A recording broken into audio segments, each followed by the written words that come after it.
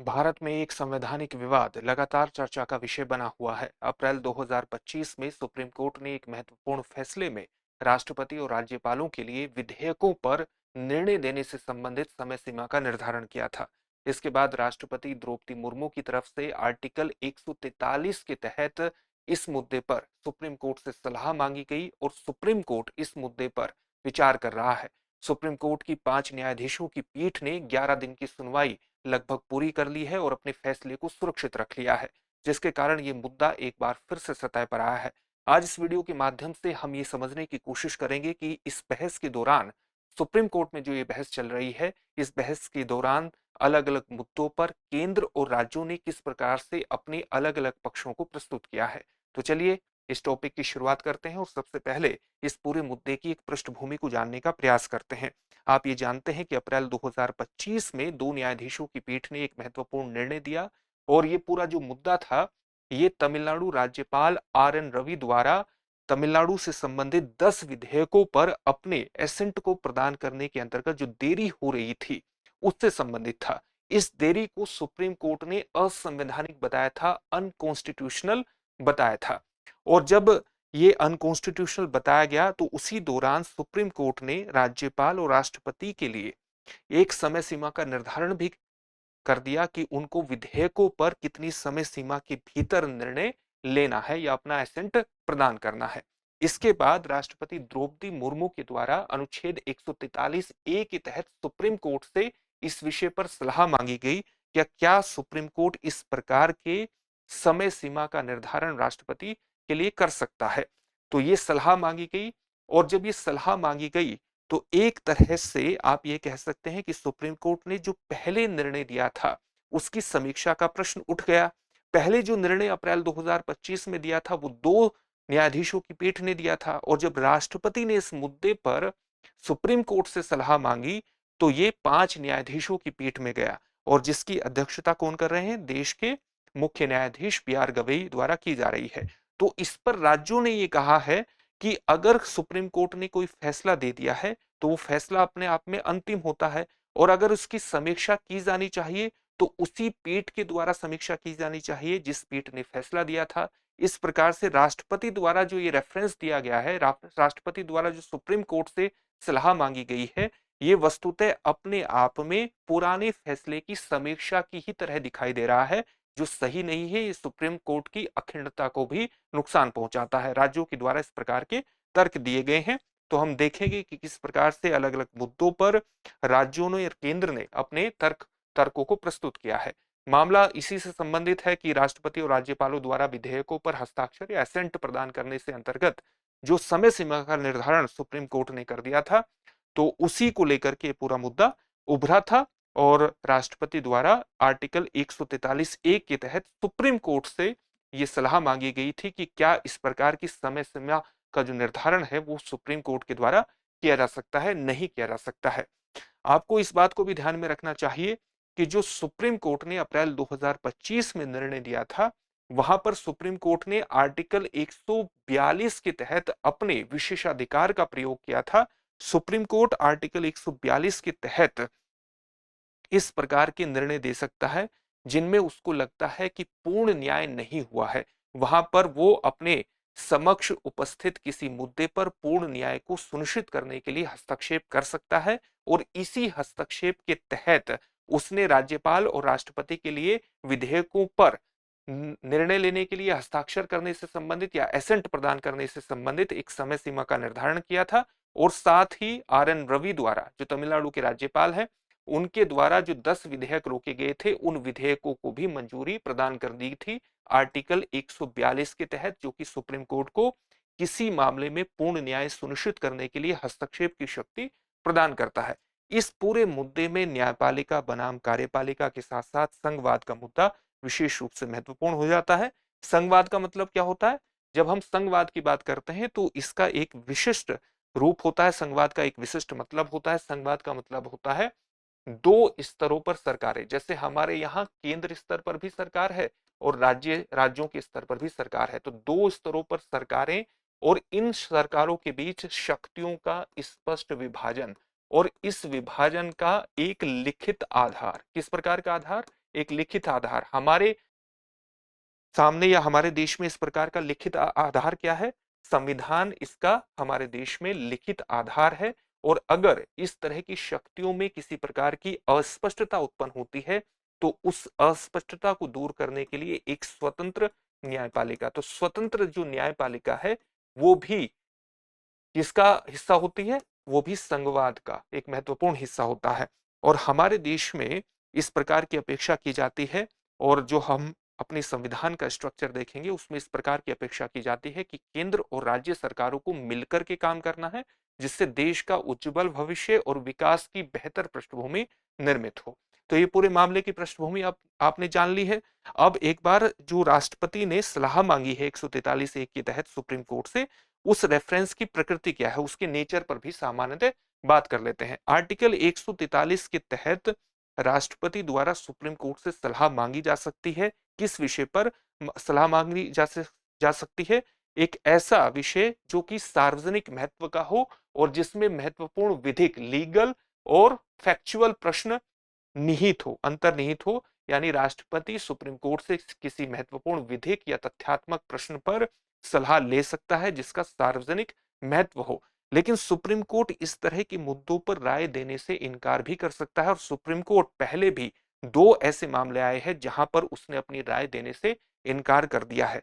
तो supreme court के सामने केंद्र सरकार की पहली चुनौती यही है कि जो ये रेफरेंस दिया है, जो राष्ट्रपति ने सलाह मांगी है, इसको केंद्र सरकार ये निश्चित करे, सुप्रीम कोर्ट में ये साबित करे कि जो सलाह मांगी गई है ये पूरी तरह से वैध है, इसमें इस प्रकार के तथ्यात्मक और विधिक प्रश्न निहित है जो सार्वजनिक महत्व के हैं और जिस पर सुप्रीम कोर्ट को राष्ट्रपति को सलाह देनी चाहिए। तो केंद्र सरकार के सामने पहली चुनौती यही है। इस पर राज्यों का क्या तर्क है? राज्यों ने सीधे तौर पर कहा है कि अगर दो न्यायाधीशों की पीठ ने अप्रैल 2025 में फैसला दे दिया था और इस फैसले की समीक्षा होनी थी, तो ये समीक्षा उन्हीं न्यायाधीशों की पीठ के माध्यम से होनी चाहिए थी जिन्होंने फैसला दिया था।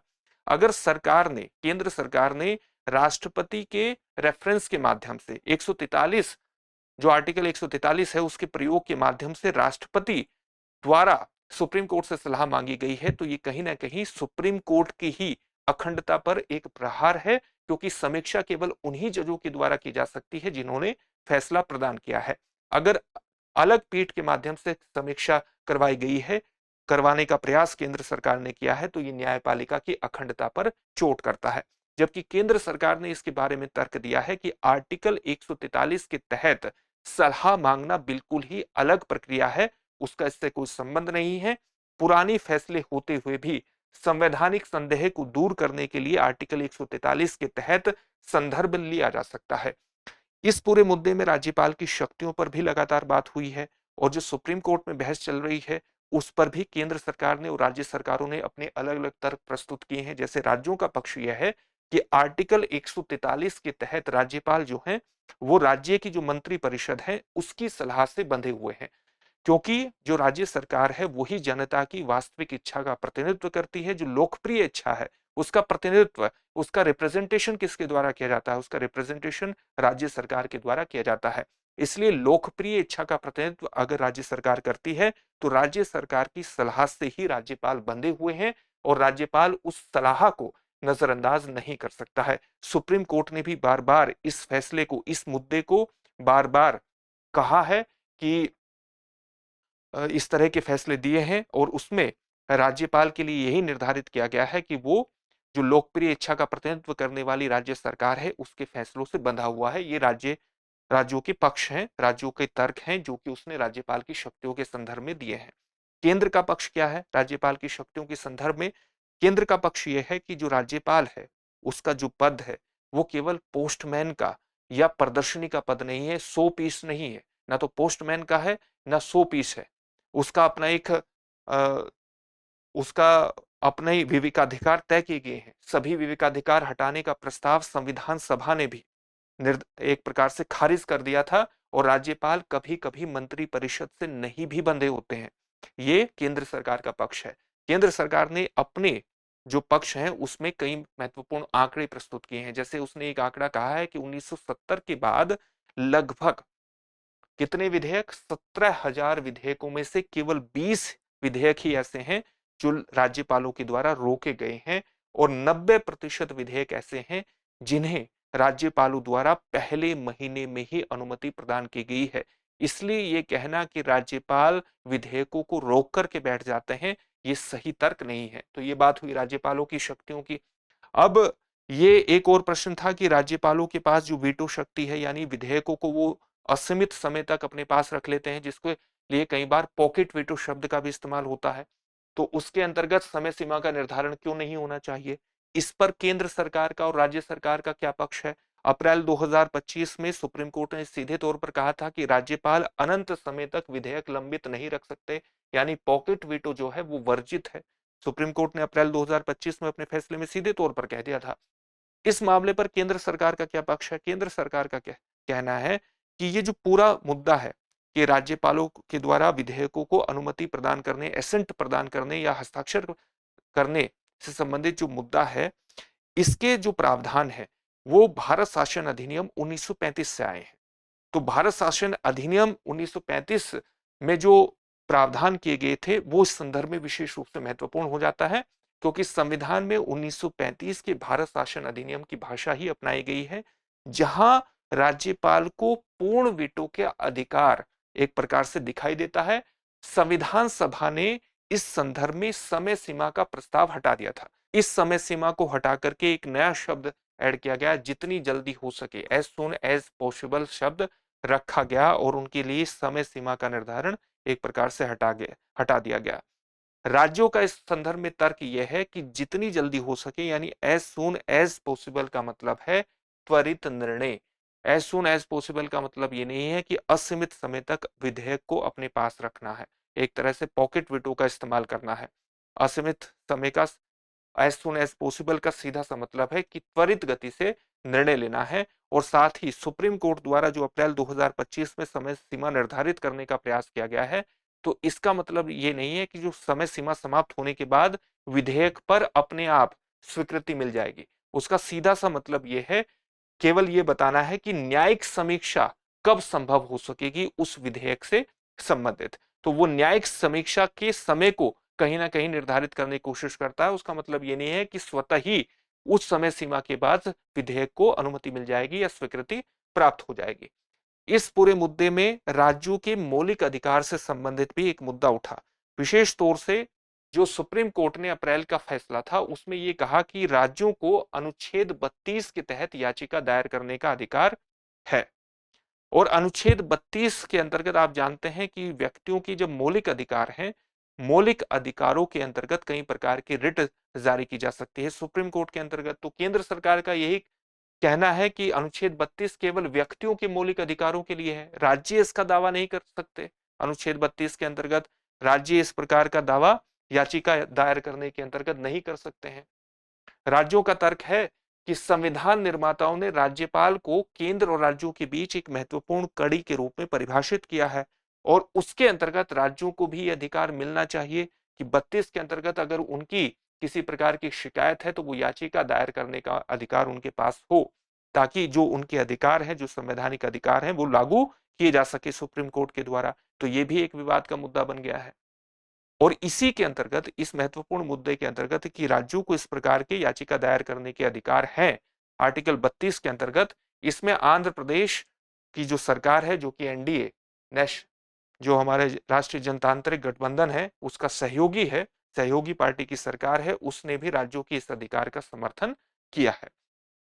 तो इसमें काफी तर्क और वितर्क ऊपर करके तर्क, और आप कह सकते हैं कि जो आर्गुमेंट और काउंटर आर्गुमेंट उभर करके आए हैं, इस पूरी बहस में सुप्रीम कोर्ट ने अभी अपने फैसले को सुरक्षित रखा है।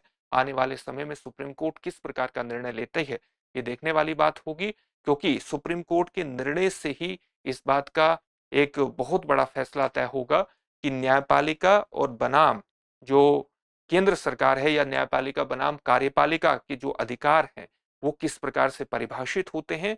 और साथ ही जब राज्यों ने और केंद्र ने अलग अलग तर्क इसमें प्रस्तुत किए हैं, तो एक संघवाद का प्रश्न भी इसमें आ जाता है।